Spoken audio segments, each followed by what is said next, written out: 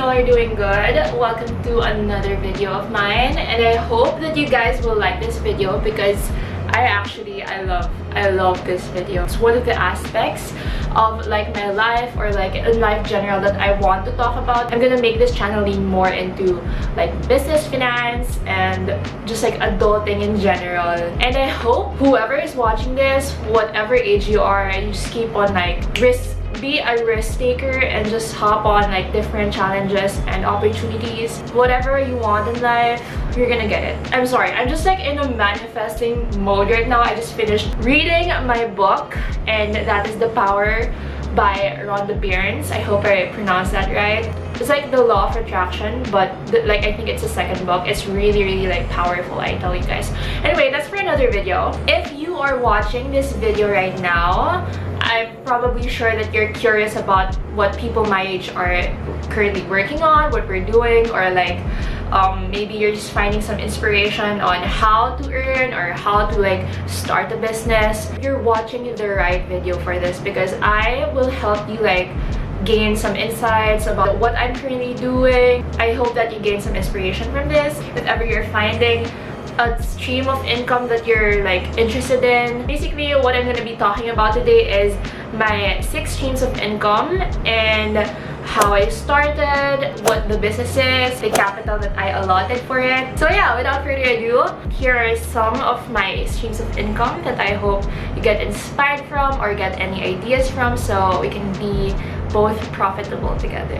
Just a little background, I am 21 years old. I am Kiara and I'm living in the Philippines. Yeah, basically I'm turning 22 and I'm still in college, and I just want to get more into like adulting and just being independent. It just feels really good, and it's like I'm currently slowly trying to prove myself to the world or the universe. Okay, so back to the first business. It's a clothing brand. Obviously, like people my age, it's probably the first thing that comes into their minds. I'm a girl, I'm into fashion. Obviously, I'm going to like make a clothing brand one way or another. So what I did was back in the pandemic. It was in 2020, and I was originally like looking for drop shipping items. So I was like looking at sites like Alibaba or AliExpress, and then I was like sourcing goods. What is drop shipping? Drop shipping is basically you being the middleman. You don't have to buy some stocks and like store it in your stockroom or whatever. You just have to like promote the items. You don't even have to have the materials yourself. You can just get it from the supplier and then promote the items online. You basically get some buyers, and then you direct the buyers' orders to the suppliers so they can ship it out to the buyers themselves. So basically, you just need to be the middleman.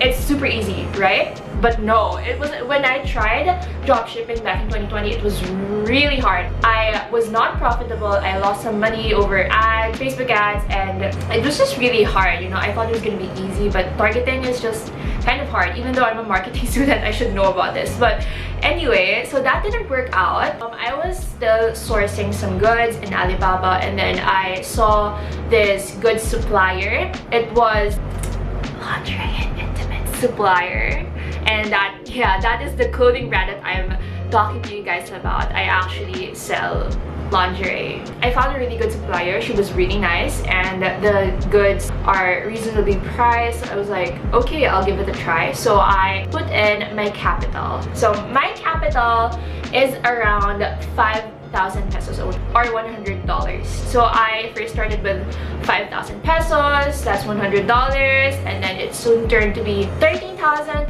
soon to be 16,000, and then I scaled it to like 50,000 pesos, and then to $100,000. I mean 100,000 pesos. I'm just like slowly moving my way up, making it a known brand. Basically, the profits that I was making was like around 6 figures in like 3 to 4 months, and that's like really good now in my opinion. So the keynotes or like the key takeaways that I would like impart to you guys: branding is very important, as opposed to like generic goods that you can sell easily on Shopee, even though like you can generate profit there as well. But from my experience, branding is really important because it gives the consumers an impression that this is prestige, Like, you can sell it at much higher price than you can see on Amazon or Shopee or Lazada. You know what I'm saying? Like, branding just hits different. It's like you put your brand or your business up there since it has a brand name.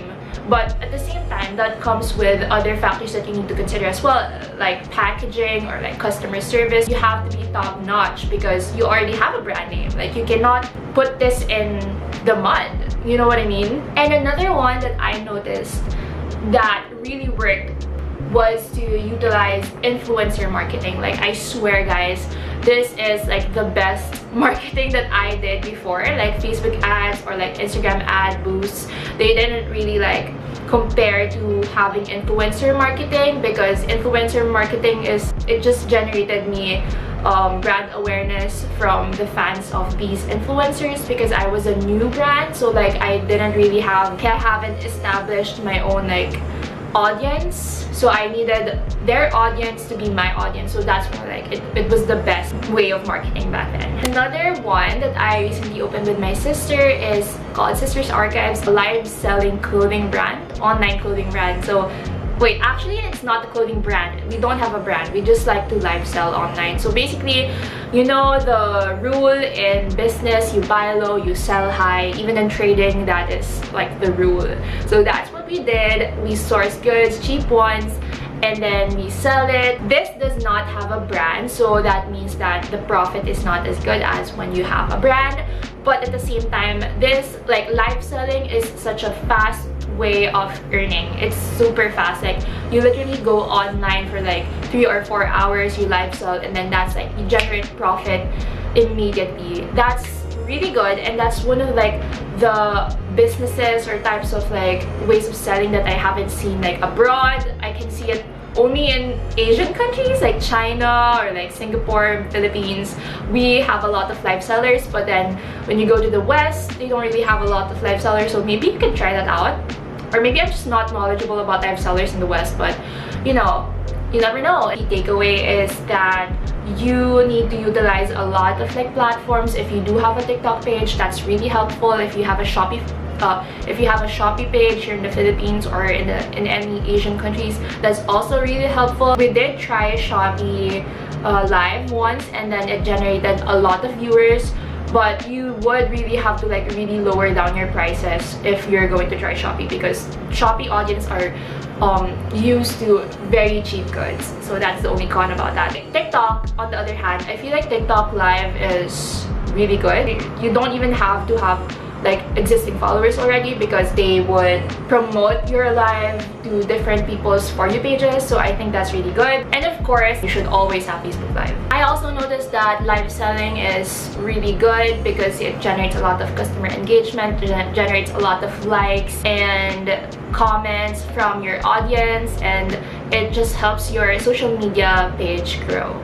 As for the capital, we also started around 5,000 to 10,000 pesos. That's around $100 to $200, which is not really that bad. And then the profit ranges from, as a new live seller, we generated around like 5,000 to 12,000 or even more or less as a new live seller. So if you do have like an existing audience, or like you have followers, or if you're doing live on your own page and you already have audience, then that's very good, because that's more chances of your live to be out there so people can see and watch and possibly buy.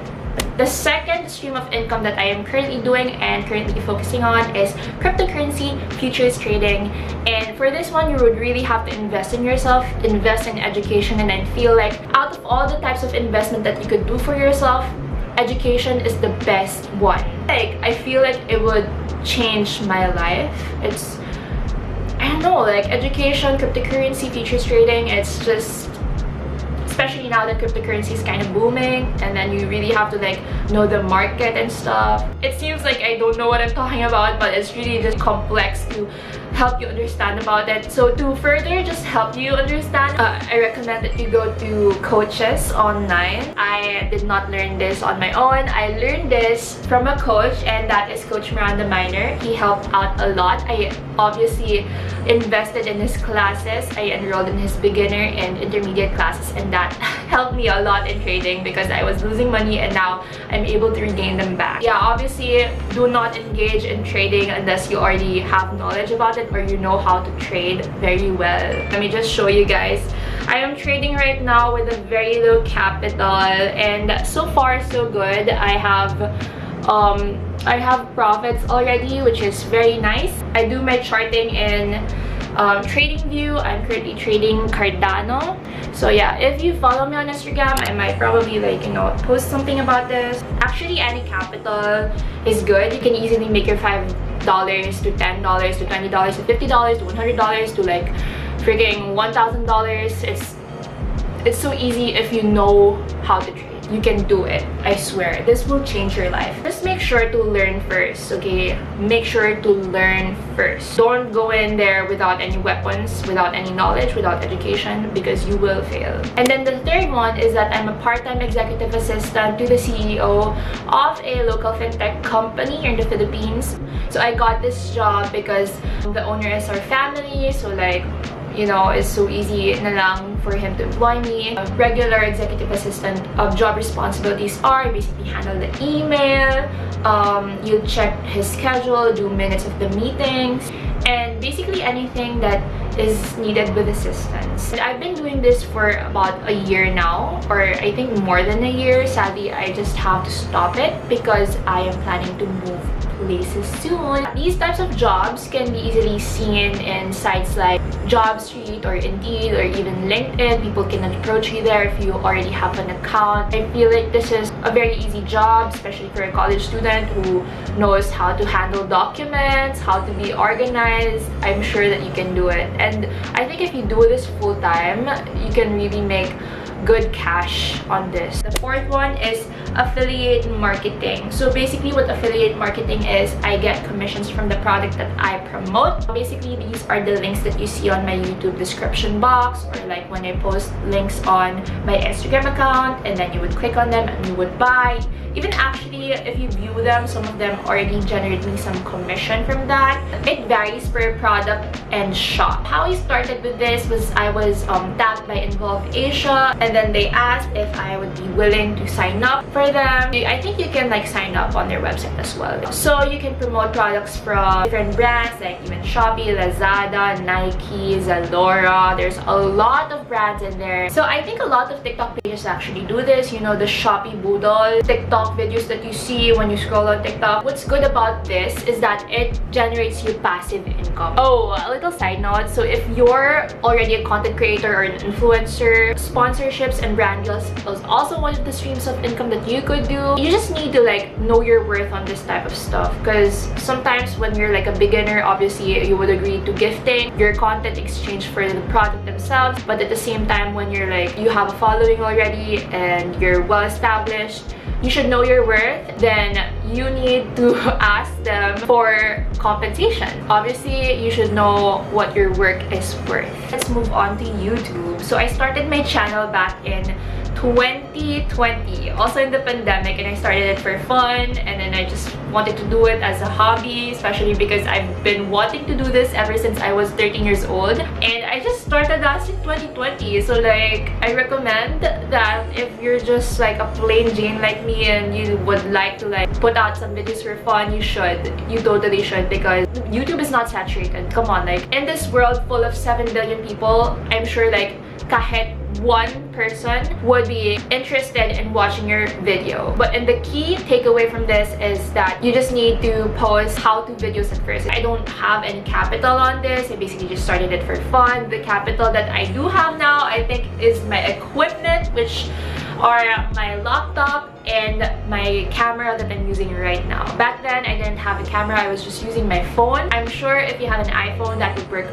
super good. Okay, just start your YouTube channel. Start it. Even if it's like 2022 already, 2023, it's never too late to start. YouTube is also another pretty good way to earn passively. I'm sure you already know about this one because YouTubers are literally making money you're making cash out of posting videos that is only for fun. And the key here is to just make it viral or have existing audience, or build your channel to have audience that would be interested in watching your videos. Oh yeah, and in the capital, I think you also have to add like the time and effort that you put in each video. You have to conceptualize your videos, build the script. The last one is cryptocurrency investment. Even if the market has been down recently, Bitcoin is strongly correlated to Nasdaq, and Nasdaq is down for the past couple of days. It's kind of like nerve-wracking now because my Bitcoin went down. I'm not like scared about it because this is the time to buy. Since it's an investment, I treat it for a long-term like investment. Basically, I am not planning to sell it till 5 to 10 years.